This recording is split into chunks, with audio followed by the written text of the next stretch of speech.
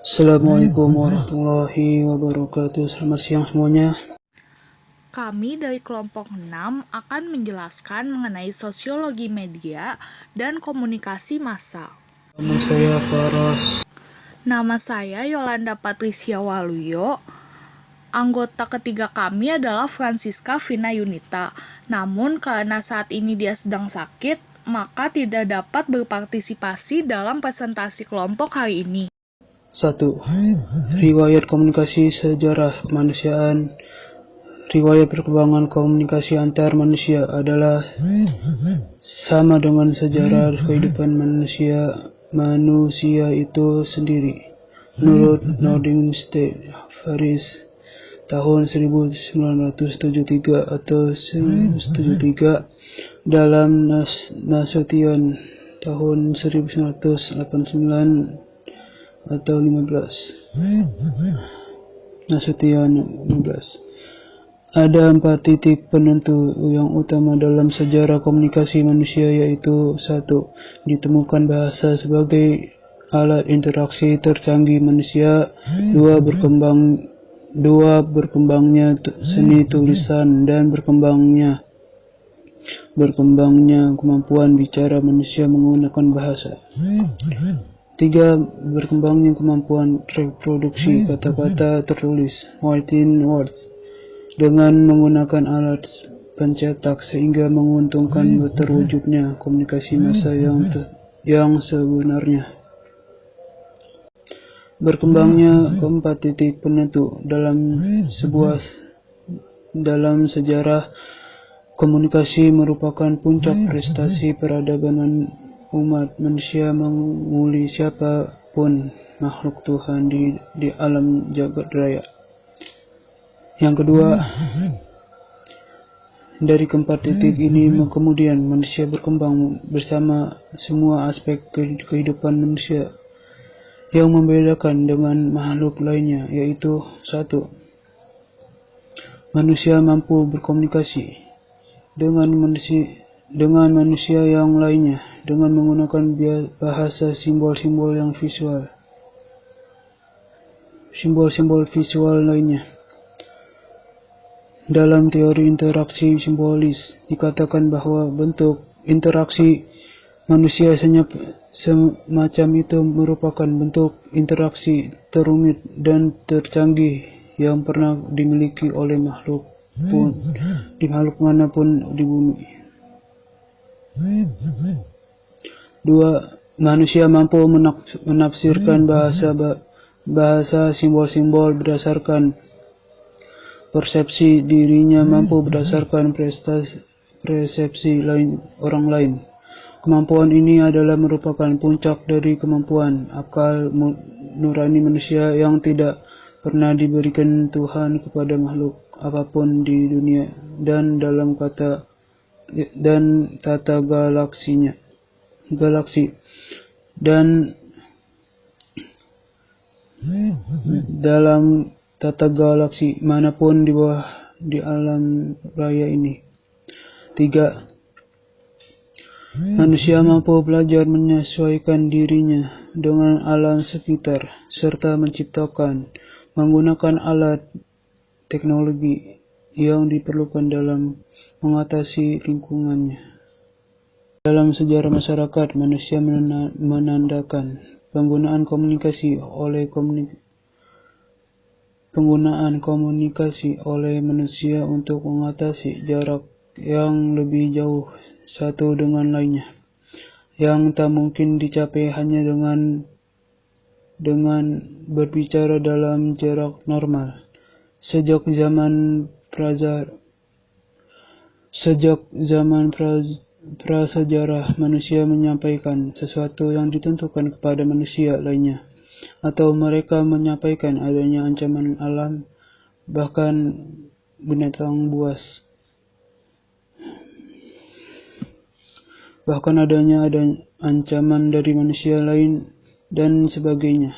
Biasanya dilakukan dengan berteriak. Apabila jaraknya jauh, maka mereka akan teriak sekuat-kuatnya.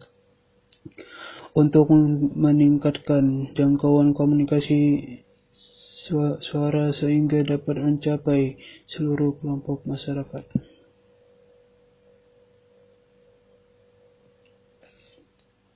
Menurut Nasution, sekitar 500 tahun sebelum Masehi, Raja Persia dan Rusia menetapkan prajuritnya di setiap puncak bukit lalu saling berteriak satu sama lain sehingga jarak 450 dapat diukur selama 2 hari, termasuk juga penggunaan asapan dalam komunikasi jarak jauh pada siang hari. 2. Perkembangan media dan teknologi komunikasi. O'Brien pada tahun 1996 mengatakan bahwa perilaku dan teknologi memiliki interaksi di dalam lingkungan sosioteknologi. Seperti yang bisa teman-teman lihat pada gambar di bawah ini, ada sistem dan teknologi informasi, masyarakat dan budaya, strategi komunikasi, serta struktur masyarakat. Keempatnya akan saling berinteraksi dan bekerja sama satu sama lainnya, sehingga pada akhirnya akan menghasilkan output berupa proses sosial, sebagaimana yang diharapkan oleh seluruh stakeholder sosioteknologi. Selain itu, Everett M. Rogers pada tahun 1986 dalam bukunya Communication Technology, The New Media in Society mengatakan bahwa dalam hubungan komunikasi di masyarakat, dikenal 4 era komunikasi, yaitu era tulis, media cetak, media telekomunikasi, dan era media komunikasi interaktif. Dalam era terakhir inilah media komunikasi interaktif dikenal media komputer, video teks, dan teleteks, teleconferencing, TV kabel, dan sebagainya. Berdasarkan apa yang dijelaskan oleh Rogers itulah, maka masyarakat percaya bahwa perkembangan teknologi media berkembang dimulai dari era media tulis dan cetak. Contohnya peradaban Mesir kuno yang mulai dikenal sejak tahun kurang lebih 600 sebelum Masehi.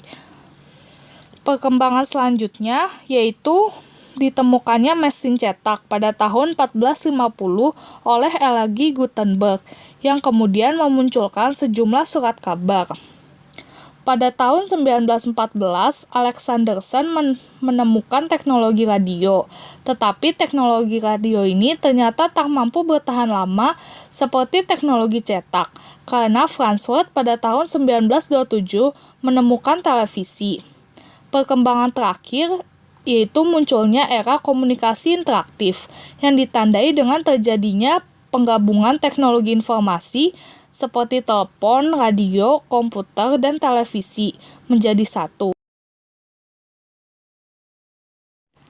Tsai Ing-wen pada tahun 2002 dalam bukunya yang berjudul Future of the Media menjelaskan bahwa ada 6 media komunikasi antar pribadi. Yang pertama adalah suara. Sebelum manusia mampu menggunakan bahasa dan teks atau tulisan, manusia berkomunikasi melalui sistem komunikasi non-bahasa, seperti sentuhan, aroma, kode dan gerakan visual, seperti segala jenis gerakan tubuh, gerak-gerik tangan, ekspresi wajah, gerak-gerik badan, dan sebagainya. Pada periode ini, manusia lebih banyak mengembangkan model komunikasi dengan suara, seperti tawa, tangis, dan teriakan. Namun sayangnya, penggunaan model komunikasi dengan cara ini memiliki banyak keterbatasan makna, seperti keambiguan suatu suara yang dihasilkan. Oleh karena itu, untuk mengatasi kendala yang sering muncul, mendorong lahirnya bahasa, di mana bahasa dapat mengirimkan pesan yang jauh lebih efektif bila dibandingkan dengan hanya suara. Media komunikasi kedua adalah grafik. Sebelum ditemukannya teks, media komunikasi antar pribadi dilakukan dengan menggunakan grafik atau gambar.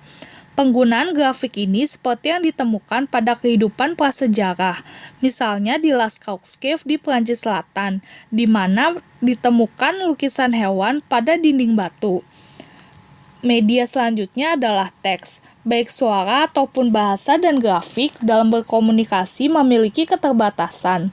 Salah satunya kelemahan komunikasi dengan menggunakan suara atau bahasa adalah sulitnya mengemukakan sesuatu konsep yang abstrak.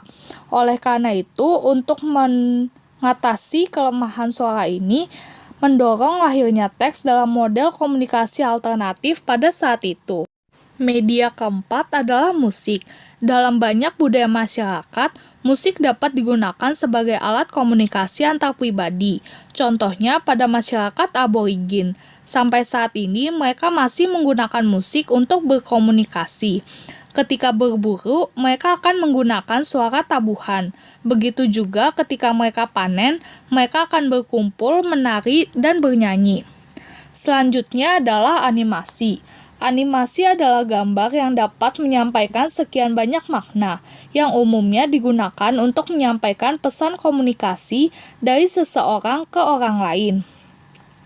Dalam tradisi budaya Indonesia, seni wayang dengan menggunakan tampilan dua dimensi adalah gagasan awal tentang animasi modern pada saat ini. Dapat disimpulkan bahwa tradisi wayang memberi ilustrasi pada lahirnya animasi modern. Media komunikasi antar pribadi yang terakhir adalah video. Video merupakan salah satu media antar pribadi yang lahir di zaman teknologi modern.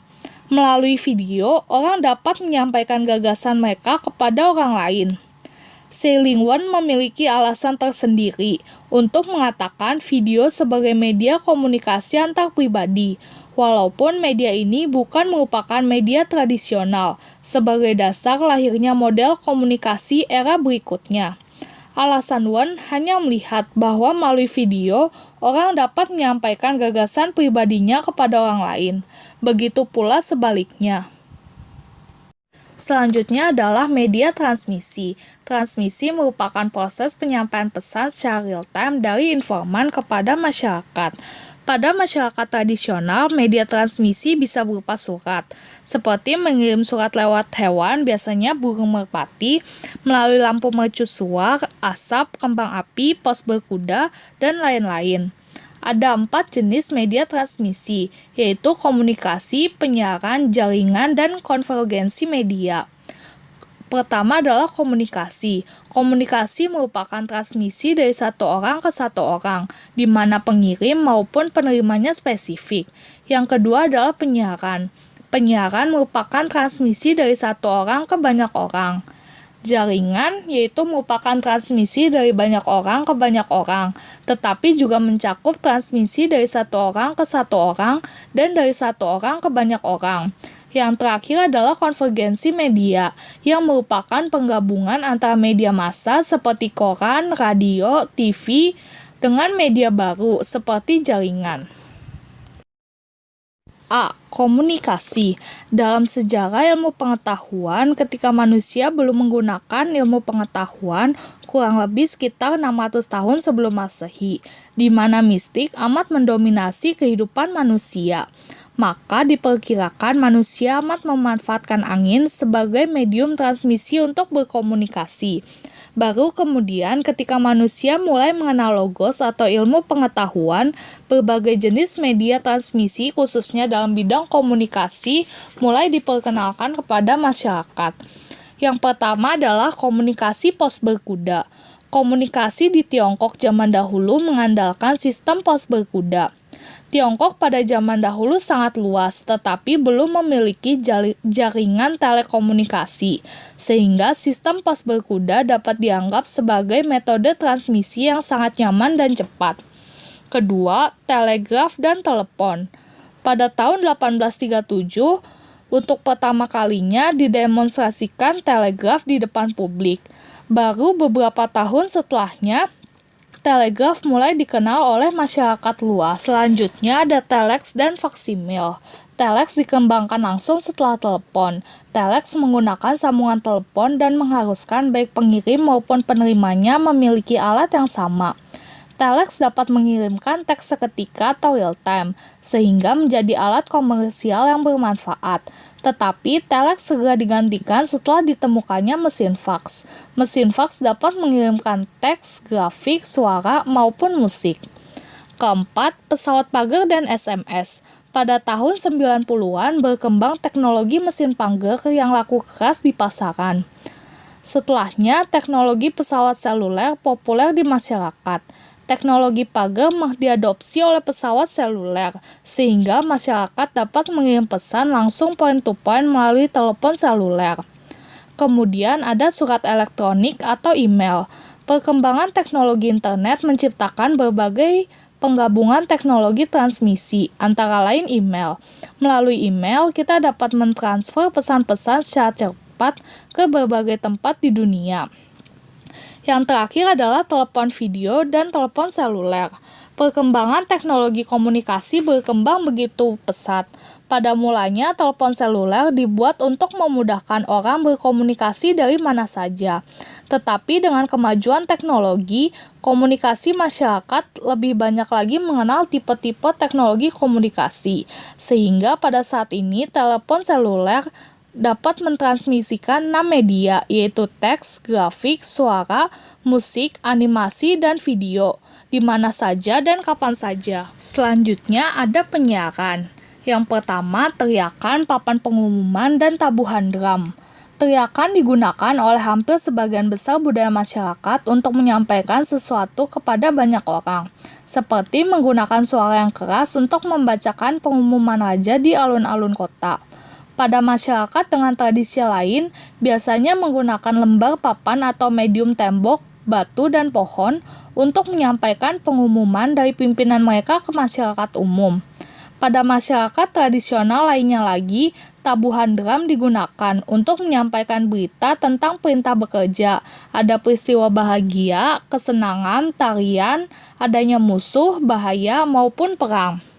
Yang kedua adalah surat kabar dan majalah. Surat kabar adalah kelanjutan dari teknologi teks dan grafis yang sudah ditemukan beberapa abad yang lalu. Surat kabar dan majalah muncul kira-kira pada abad ke-15 ketika L.G. Gutenberg menemukan mesin cetak tahun 1450.